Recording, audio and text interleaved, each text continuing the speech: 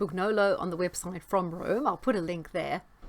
The prophecy of Fatima, where three young shepherds, I think it was a girl and her two brothers, saw this vision over a series of occasions over a summer in 1917. There was a lot about Russia in there. Now, there's this debate over whether Russia was consecrated or not. Now, I'm sorry, I got very confused at that point of the story. I don't understand consecration and how countries are consecrated and all that. But he's saying there's been this ongoing debate of whether Russia was consecrated. So apparently one of the women, shepherdess, or she was a girl at the time, her name was Lucia. She later became a nun. Did she consecrate Russia? Because he said there's some controversy over whether she was switched in the 1950s. So she was the real person up till about 1954, and then another person came along and said she was Sister Lucia, but it wasn't really the right person. Anyhow, he then says Pope John Paul II, who, as you know, was Polish Pope, he was one of the longest serving, if not the longest serving popes. He was supposed to consecrate Russia. I think he promised to, but he was closely linked to the CIA, and therefore he never did it. They said it might offend Russia, or the Soviet Union, I guess it was. Since Putin's been around, he's been wanting and asking the current Pope to consecrate Russia. That hasn't happened yet. He saw this as all important. So he mentions that on January the 26th this year, the American delegation went to Moscow to do talks over the Ukraine issue. And when they finished the talks, the stipulation was that Russia do not release what the American position is. I assume that means the American position is they're giving Russia carte blanche to take Ukraine. And you can see that Biden just disappeared to Delaware this weekend, left Jen Psaki in charge. Well, okay, he would do that, wouldn't he? I mean, it's not what Trump would have done, but I suppose Biden would do that. He can't take the heat. He can't answer basic questions about his favorite ice cream flavor. So, I mean, this is kind of beyond his mental capacity, I guess. But I think America have given them the go-ahead. Brother Bugnolo seems to believe that Putin has been in all this time with the World Economic Forum. He was himself a World Economic Forum, a young World Economic Forum leader, as was Angela Merkel, who was also a former Stasi member. So he thinks maybe this is part of a bigger plan. I'm of the mind of Putin is playing all three. He could be a triple agent. I think he has his own plans, but he plays all sides in the interim to get there. He may see this as his opportunity and he's going to take it. So Bugnolo seems to think, and Leo Zagami agrees with this, that Putin's main aim in this, the 100th anniversary of the founding of the Soviet Union, is to recreate the Soviet Union. So once Belarus, as we know, with Lukashenko, is fully on board with Russia, they're strong allies. Part of the attack on Ukraine has come through Belarus. So once he's got control of Ukraine, he will go to Belarus and they will announce the reformation of the Soviet Union. It was actually the three countries, Russia, Belarus, and Ukraine, that announced that they were going to dissolve the Soviet Union. Except this time it's a little bit different. It's going to be a Christian Soviet system, a confederation of states. Now, I don't know what Christian Sovietism is in terms of economics or democracy or whatever, but that's what they seem to think is going to happen. Brother Bugnolo then thinks he'll be able to advance into Europe. He particularly thinks that they will take, the first country they'll take is Moldova. As you can see here, Moldova is a very small country next to Ukraine, between Ukraine and Romania. It's not part of NATO. He could easily take it. He then seems to think that Putin would move into the Baltic states and maybe Poland and then into the rest of Europe. Now, he's having quite a lot of problems in Ukraine. I don't think he's got the manpower and the machinery to necessarily take on the whole of Europe, so I'm not quite sure if I'd go along with that. My personal opinion is that if he's going to do anything, he is going to move rather into these kind of states like Kazakhstan, which we know already has a huge amount of turbulence. Georgia, he has a lot of control over. Also Azerbaijan and particularly Armenia. Armenia is already kind of a war-torn country, so it wouldn't be difficult for Putin to get control over this area. And we know that he is quite strongly allied with Iran. Pakistan recently signed a deal. Afghanistan's gone China's way. I can't see it would be that difficult for him to get control over these states if he wants to form, if he does, this new Christian Soviet Republic. I think that Lord Halford of the Council of 300, he's dead now, but he was kind of a bigwig. He always said this particular region, Georgia, Azerbaijan, and Armenia, were crucial to controlling the world. If you controlled there, you could control the world. And Putin almost already does, so maybe that he'd rather extend into here than through here. In terms of the birth chart for the EU, I think the EU is crumbling in on its foundations anyway, due to a number of reasons: the disagreements over mass immigration, problems with banking collapse, differences, the mere fact they've been shown to be so weak and ineffective in dealing with this whole Ukraine thing. I think it's imploding. Now, when it comes to Poland and these countries like Lithuania, Latvia, Estonia, I also include Italy and Greece in this. I know a lot of people will say, oh no, the Poles and the Latvians and Lithuanians, they remember the Soviets, they hate the Russians and all that sort of thing. But what happens when all these countries realize that NATO can't defend them because America's gone down, because they've got a weak and ineffectual leader like Biden? What when it dawns on them, wait a minute, the Americans just left Ukraine. They're going to leave us. It's no use us relying on NATO.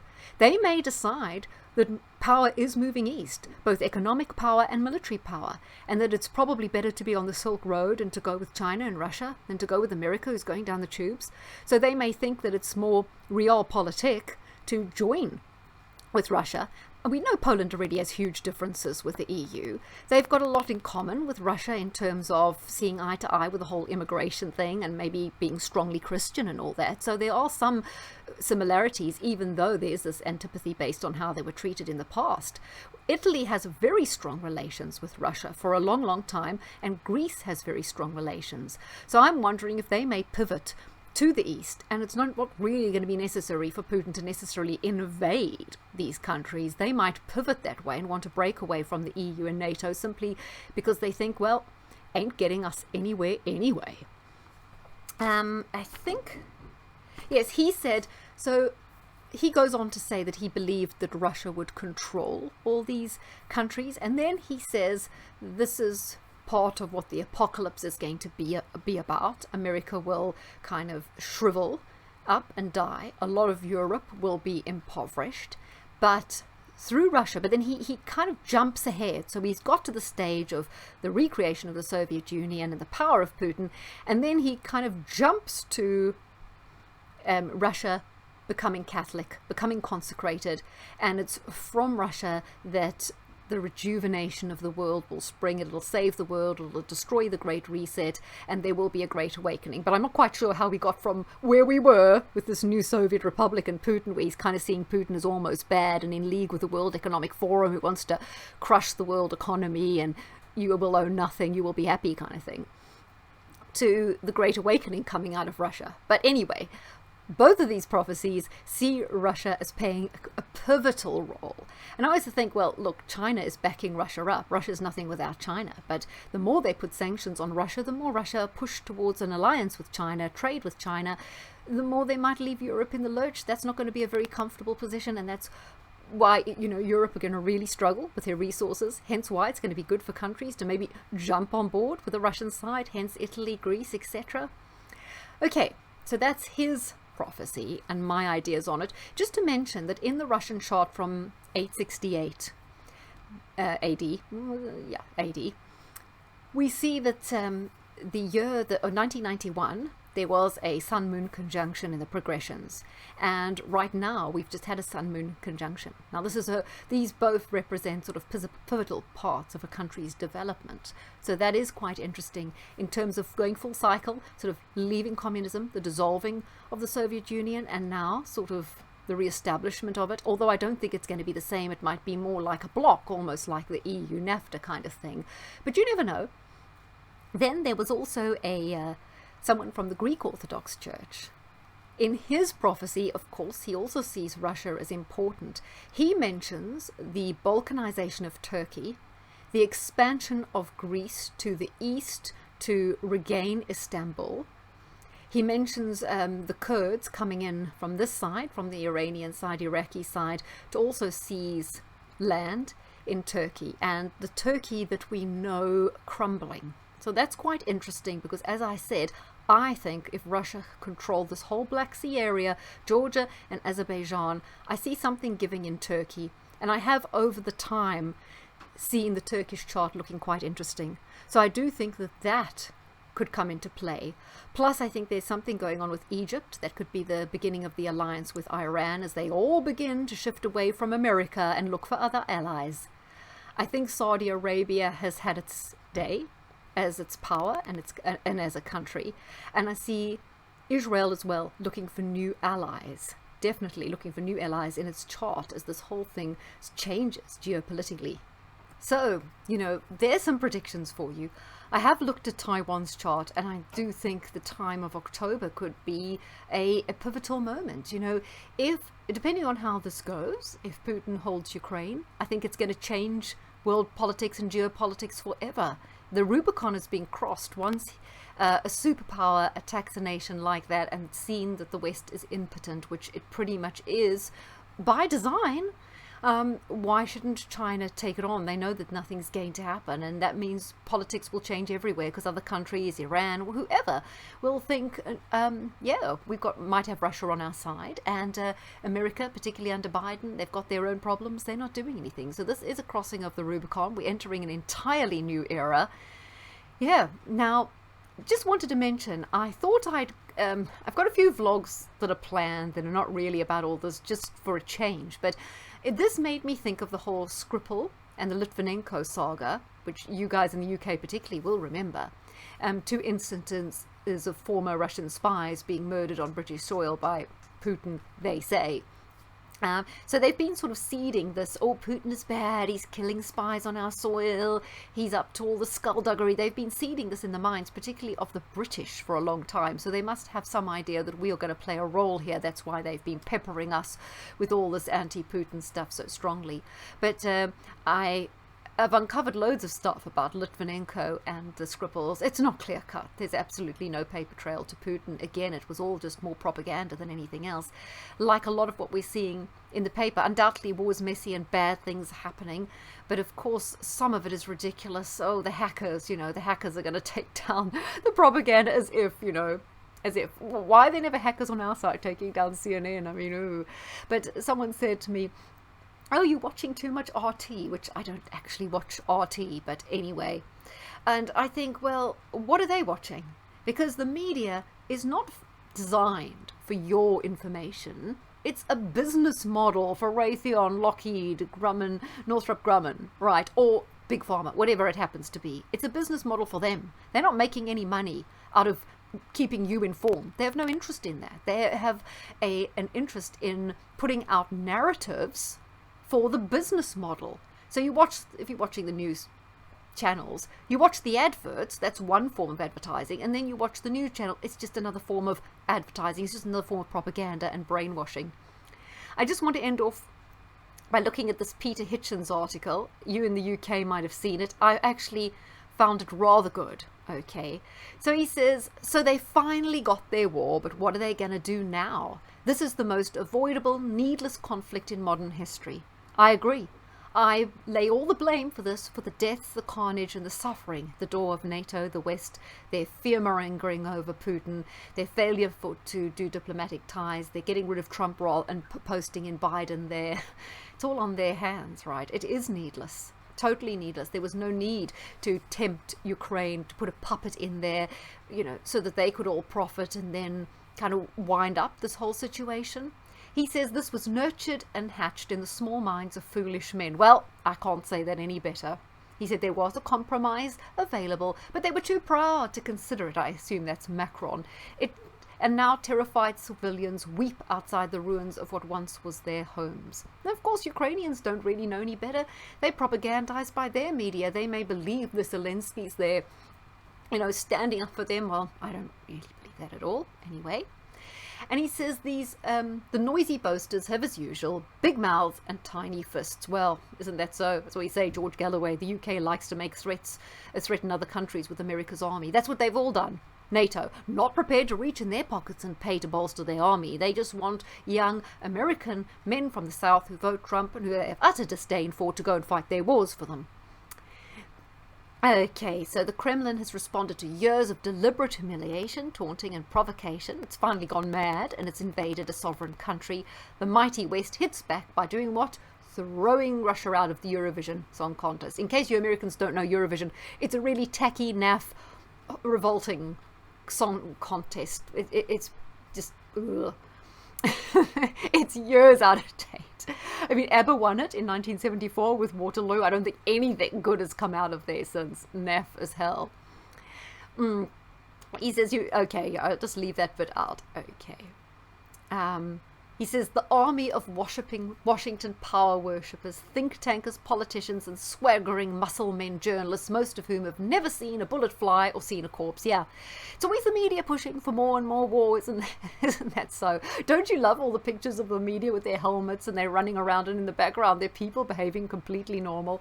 You know, we have this thing as well with embedded journalism. It started with the Iraq War. Journalists embedded within the Iraq War, the American soldiers. In this case, they're obviously there under the auspices of the Ukrainian government. So do you really think the journalists are going to give you a balanced view? They're there under the protection and probably being guided around very much like they are in North Korea and being watched by the Ukrainians. They're only going to report what the Ukrainians want to get out, or the Ukrainian regime wants to get out. From what I said at the top of the show, you know that's going to be only propaganda, since they shut down news stations they don't like. He says since 1992, they treated Russia like a beaten dog. And the inventor of that policy is none other than the neoconservative American politician Paul Wolfowitz, who just happens to be the architect of another great disaster, the Iraq War. Yeah, warmongering.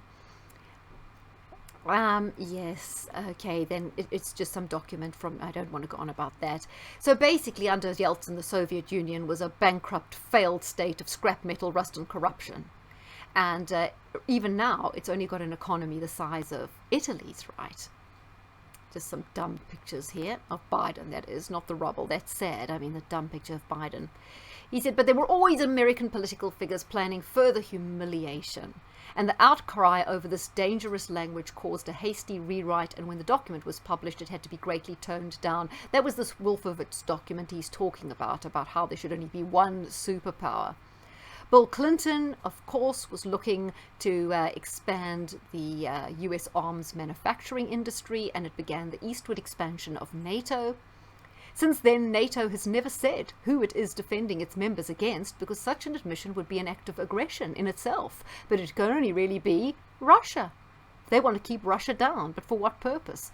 Maybe because they're not going down the same route of instigating this poisonous liberalism. They're holding on to some Christian values, some traditional values. China and Russia don't want to sign on to this whole neoliberal, all this politically correct, what would we call it, this whole woke agenda. They know it's ultimately destructive to society, as it has been in every society since Rome and Sodom and Gomorrah.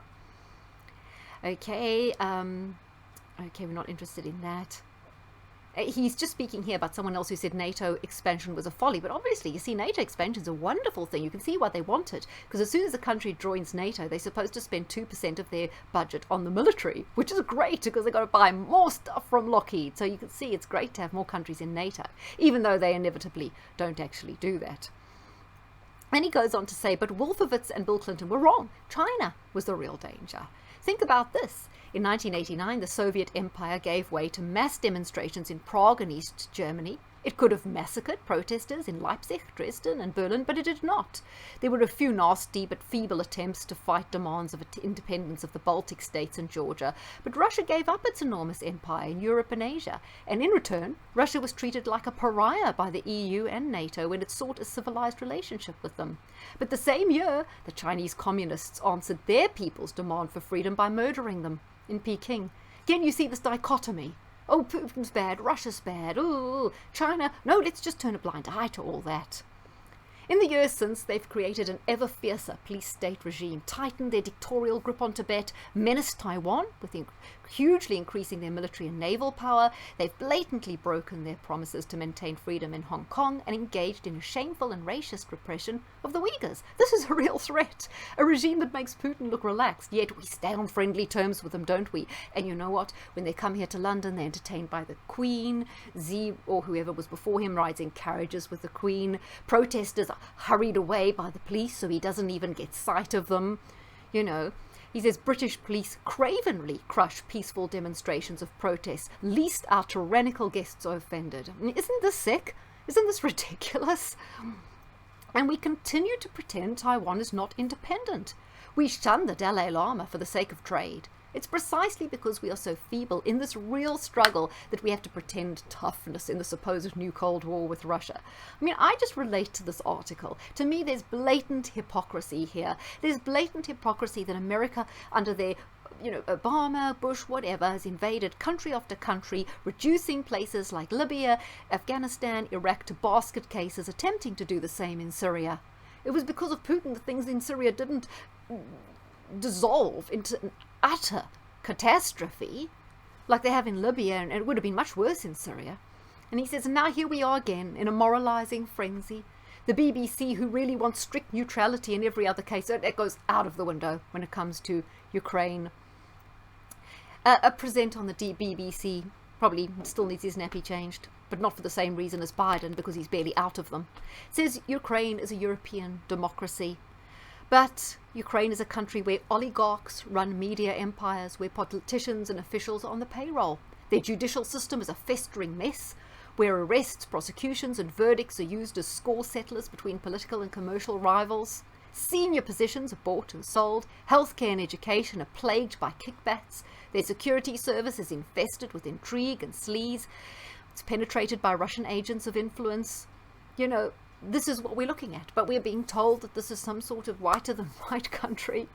Oh dear. A 2020 report by the Organization for Security and Cooperation in Europe said that between January 17 and September 2020, there were 946 civilian casualties, of which 161 were fatalities. This is in the breakaway east places of Donbass and Donetsk, where there's a breakaway republic.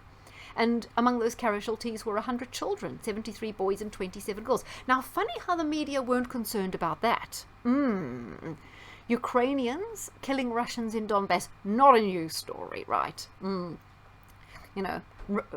supposedly killing former spies, big news story.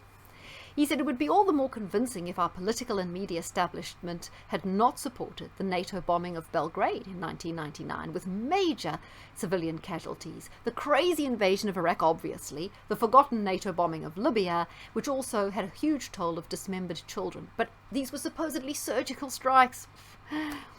Anyway, he goes on to say, I'm told I'm supporting the invasion by saying we provoked it, but if I warn a child that if he annoys a wasp, the wasp will sting him, does that mean I'm supporting the wasp? No, it just means that a lot of us can just see what's coming. Actions have consequences. And we can see that this was stoked up to further a lot of geopolitical aims, particularly of the World and Economic Forum. No, we cannot know ultimately which side Putin's going to fall on. If he's a triple agent, who will he prefer in the end? We don't know. But this is suiting the World Economic Forum down to the ground. It's a wonderful distraction from the falling apart health narrative and everything that's coming out, as you can see with the stock market, the plunging price of the M and the P1, the PF and the M, because so much is coming out and there's a lot of jitters about what's about to come out about Pfizer and the trials, Moderna and this little sequence that they patented that happens to be in the virus. There's a lot coming out and they needed a huge distraction from that, all attention over there, because the other narrative, and it's coming to light, the masks don't work, everything like that. And they need a narrative from their mismanagement of the economy and their mismanagement of this whole transition to green energy as being utterly catastrophically mismanaged. The furlough scheme, everything, their banking Ponzi scheme, it's all coming to an end. This is a very convenient distraction an excuse. It's all going to be laid at Putin's door, and so many people are just going to believe it because they can't see any bad. There's always, fire over there.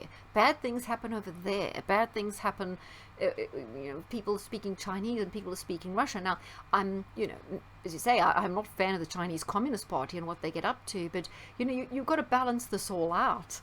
So anyway, I hope you enjoyed that. Anyway, just more grist for the mill and more of my kind of thinking on this that I thought you guys might appreciate. Take care.